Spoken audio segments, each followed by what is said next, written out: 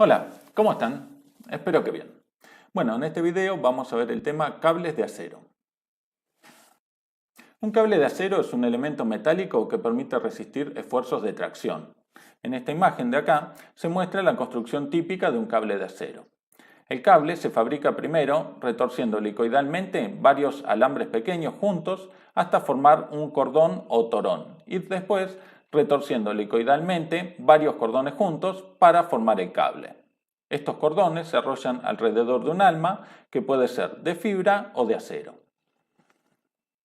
Las características, como la resistencia a la fatiga y resistencia a la abrasión, dependen del diseño de los cordones. Como regla general, un cable que tiene cordones hechos con poca cantidad de alambres grandes va a ser más resistente a la abrasión, pero menos resistente a la fatiga. En cambio, un cable del mismo diámetro, pero construido con cordones que tienen muchos alambres pequeños, va a ser menos resistente a la abrasión, pero como es más flexible va a ser más resistente a la fatiga. Vamos a ver ahora los diferentes tipos de cordones que existen. Tenemos entonces los cordones comunes de capa simple, como este que vemos acá, que generalmente tienen un alambre central y 6 alambres del mismo diámetro que los rodean. Otro tipo de cordón es el cordón Ciel, que vemos acá, donde la última capa tiene alambres de gran diámetro y por lo tanto posee una gran resistencia a la abrasión. La composición más común es un alambre central, rodeado por 9 alambres de menor diámetro y en la capa externa 9 alambres de un mayor diámetro para darle resistencia a la abrasión. El cordón filler tiene 2 capas de alambres y otros hilos de menor diámetro que rellenan los espacios que quedan. Este tipo de cordón se usa cuando se necesitan cables con la mayor sección metálica y con una buena resistencia al aplastamiento.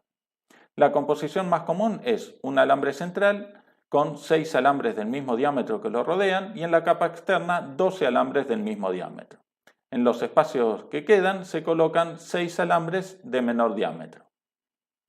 El cordón Warrington tiene una capa exterior que está formada por alambres de 2 diámetros diferentes. El tipo de cordón más usado tiene un alambre central, 6 alambres del mismo diámetro que lo rodean y en la capa externa 6 alambres del mismo diámetro y otros 6 alambres de menor diámetro. Y el último tipo, llamado Warrington Ciel, es una combinación del Warrington y del Ciel y combina las mejores características de ambos. Los alambres finos interiores le aportan flexibilidad, mientras que la última capa, de alambres relativamente gruesos, le aportan resistencia a la abrasión.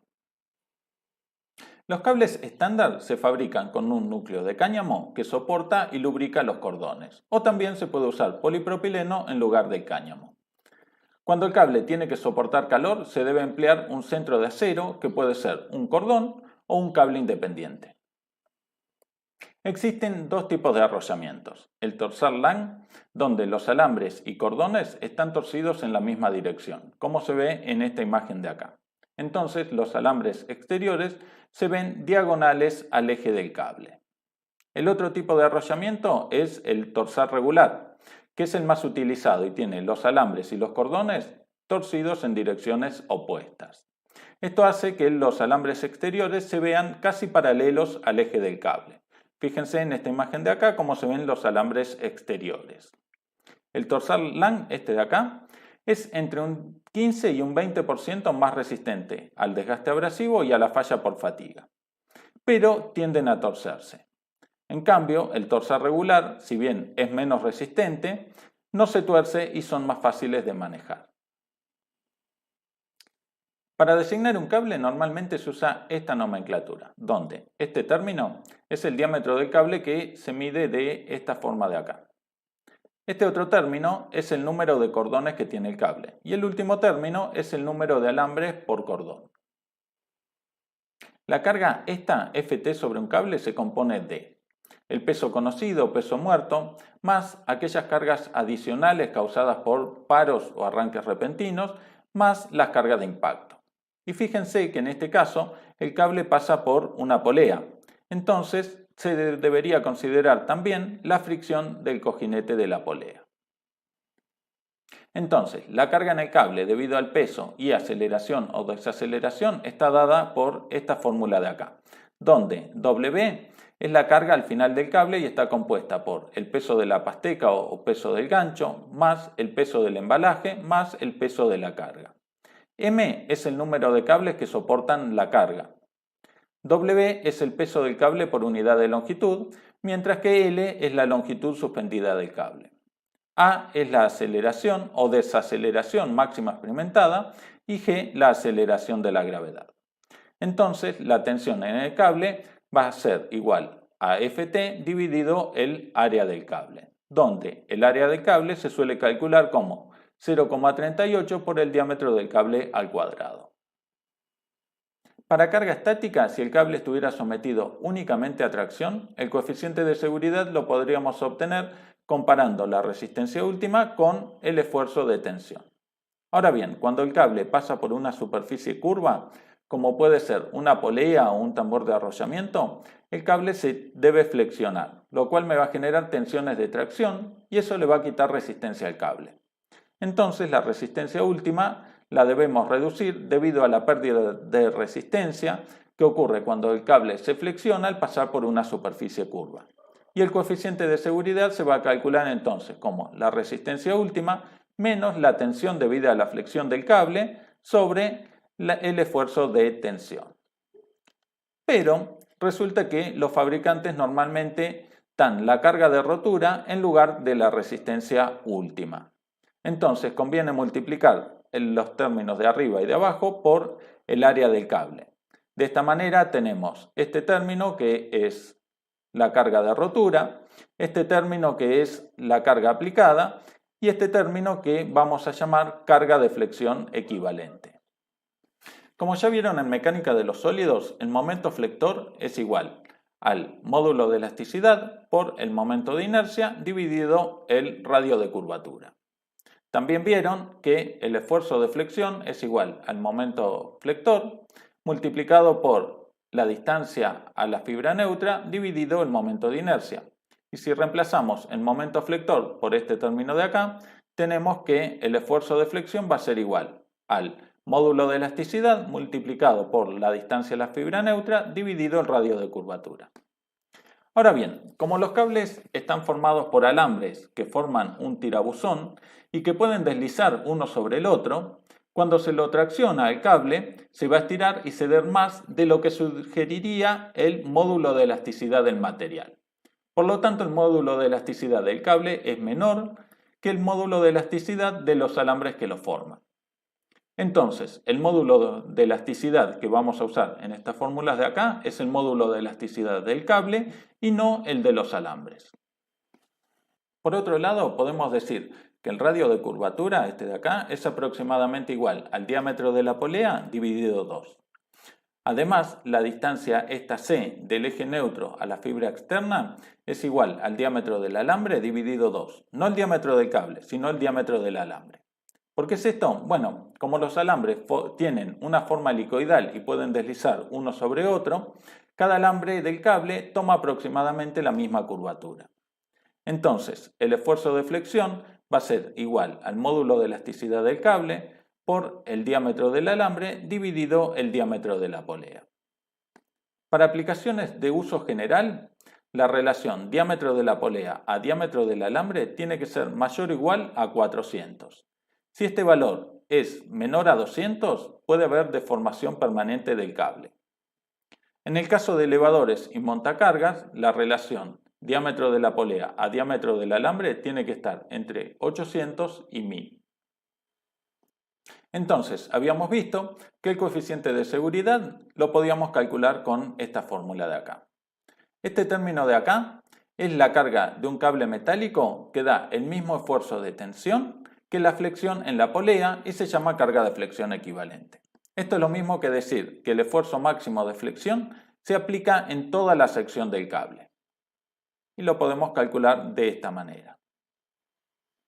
Ahora bien, ¿cuánto disminuye la resistencia del cable debido a la curvatura? Bueno, lo podemos ver en este gráfico de acá. Este eje corresponde al diámetro de la polea dividido, ahora sí, el diámetro del cable. Fíjense que para una relación diámetro de la polea a diámetro del cable igual a 40, la pérdida de resistencia es del orden del 5%. En esta tabla se muestran algunos de los coeficientes de seguridad típicos para los cables de acero. De todas formas, cuando deban calcular un cable de acero, deberían fijarse si hay alguna normativa local que defina el coeficiente de seguridad a usar. Acá en esta otra tabla se muestran algunos datos de los cables de acero.